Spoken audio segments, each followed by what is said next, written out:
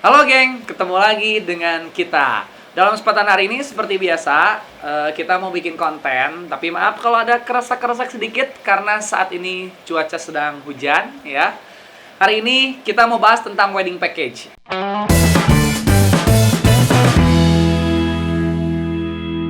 Kenapa harus menggunakan wedding package? Nah, ini beberapa poin dari pengalaman kita ya tentang wedding package. Yang pertama, kualitasnya lebih terukur. Karena sudah sering ya event dengan komposisi vendor yang ada di dalam paket tersebut. Jadi kalau ibarat perumahan ya, wedding package ini tuh kita beli perumahan yang sudah jadi. Jadi kita sudah tahu kualitasnya rumahnya seperti ini, udah kebayang ya. Berbeda dengan custom atau kita bukan yang wedding package ya. Itu sama aja kayak teman-teman membangun suatu rumah satuan. Ini beli kursinya di sini, beli pagarnya di sini, beli atapnya di sini gitu ya. Kalau wedding package itu dari awal sudah tercapture kualitasnya. Yang kedua, servis dari vendor akan lebih maksimal tentu saja karena kerjasamanya bukan hanya antara klien dengan vendor, tapi justru antara vendor dengan WO dulu ya. Setelah itu baru ditawarkan ke calon pengantin sehingga kerjasamanya jangka panjang. Kalau vendor mungkin hanya satu kali saja dengan klien, tapi kalau vendor dengan WO itu jangka panjang. Jadi biasanya mereka lebih menjaga kualitas karena supaya kerjasama kita juga nanti bisa terus berjalan dengan baik ya. Vendor-vendornya juga lebih loyal, lebih fleksibel, sudah solid karena sudah sering bekerja sama antara satu vendor dengan yang lainnya. Lebih kepegang oleh WO dan tentunya pasti lebih kompak ya tentunya. Yang ketiga, lebih meminimalisir terjadinya miss ya. Bisa terjadi ya antara vendor itu misalnya ada miskoordinasi. Kirain dari dekor, kirain dari tim make up gitu ya. Jadi bisa terjadi miss. Tapi kalau misalnya udah sering, oh itu mah udah dari dekor, oh itu mah sudah dari catering gitu ya. Karena udah sering banget, jadi mereka udah tahu nih gitu ya pengcoverannya, fasilitas dari setiap vendor itu seperti apa, sehingga miss-miss yang terjadi itu lebih terminimalisir.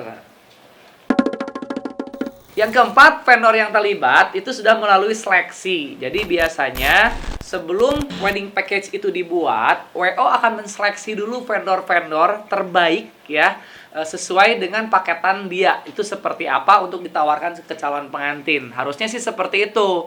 Jadi kalau misalnya ada vendor yang lebih bagus, harusnya lebih mahal. Kalau ada vendor yang lebih murah, harusnya kualitasnya di bawah paketan kita ya. Jadi tugas WO yang pertama dalam membuat wedding package adalah memastikan mendapatkan vendor terbaik sesuai budget di paketan dia untuk ditawarkan ke calon pengantin. Oke? Yang kelima, tentu harusnya lebih efisien dari sisi budget ya. Jadi kalau kita kerjasama dengan vendor, bukan harganya 10 dijual 11 ya. Itu sulit sekali ya, tidak memungkinkan karena sekarang itu vendor-vendor itu sudah mudah diakses oleh si calon pengantin itu sendiri. Jadi kenapa kita bilang lebih efisien? Karena biasanya kita ketemu dulu dengan vendor, bekerja sama. Kalau harganya 10, kita nego dengan vendor dikasih harga 9 misalnya ya. Nanti kita buatkan wedding package, dibuat harganya 9,5. Jadi kita dapat keuntungan sebagai vendor, si klien juga lebih efisien, dan vendor juga dapat job yang intens dari si WO-nya. Kemudian mempermudah koordinasi ya. Nah, nanti ini pengantin kalau booking sendiri biasanya kebingungan. Setelah ini ngapain ya? Setelah ini tahapannya kemana dulu? Nanti kebingungan. Ingat dekor, ke orang dekor. Ingat catering, kontak orang catering. Ingat musik, kontak orang musik. Tapi kalau misalnya wedding package ini, semuanya satu pintu melalui wedding organizer biasanya ya. Jadi nanti kalau mau nanya tentang dekor, tentang catering, mau fitting, mau meeting, semuanya itu bisa langsung ke WO-nya ya. Jadi lebih mudah, lebih simple ya. Dan nanti si WO-nya akan mengukur apakah itu bisa dijawab atau bisa dikondisikan oleh si WO-nya, atau memang perlu juga diteruskan ke vendor-vendor yang dilibatkan. Kemudian konsep sesuai dengan keinginan calon pengantin ya. Kenapa bisa seperti itu? Karena biasanya sebelum wedding package ini diambil oleh pengantin, WO akan mengukur apakah wedding package ini sudah sesuai dengan ekspektasi dari calon pengantin atau belum ya. Karena banyak pengantin ya yang ingin konsepnya misalnya A, dia mengambil vendor yang keren, vendor B, tapi sebetulnya si vendor yang keren ini tuh tidak sesuai dengan ekspektasi si klien yang A tersebut, ya. Jadi itu juga perlu hati-hati kalau teman-teman ngambil wedding package, WO yang akan membantu mengukur itu sehingga nanti di hari H itu implementasinya sesuai dengan konsep yang kalian inginkan. Yang selanjutnya, WO akan melakukan pendampingan, ya. Jadi kalau teman-teman mengambil wedding package itu sudah ada PIC, personal in charge, atau orang yang ditunjuk oleh WO untuk mendampingi teman-teman calon pengantin dari awal sampai dengan menuju ke hari H.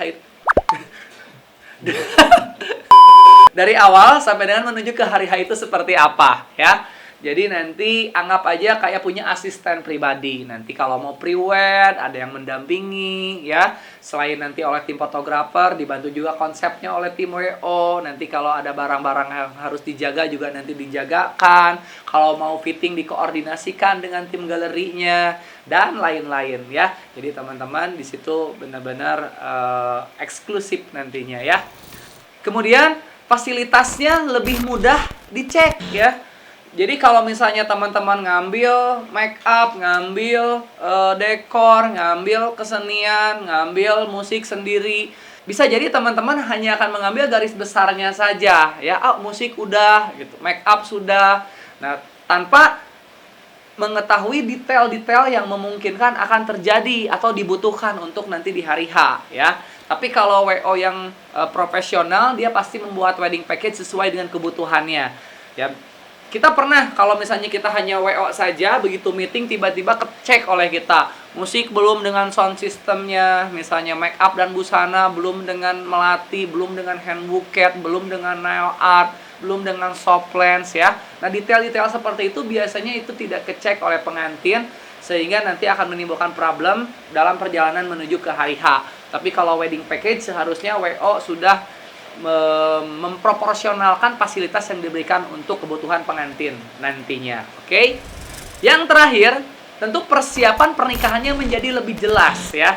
Jadi teman-teman nanti biasanya akan diberikan timeline wedding oleh tim WO sehingga teman-teman dan kita semua memiliki gambaran yang sama sampai menuju ke hari H itu seperti apa, ya. Jadi nanti kapan kita akan bertemu lagi, kapan meeting, kapan fitting, kapan pre-wed. Nanti kalau misalnya ada agendanya apa saja, itu nanti sudah ada di timeline wedding tersebut, ya. Sehingga nanti teman-teman kalau ditanya sama orang tua, sama keluarga, tinggal diberikan timeline wedding tersebut.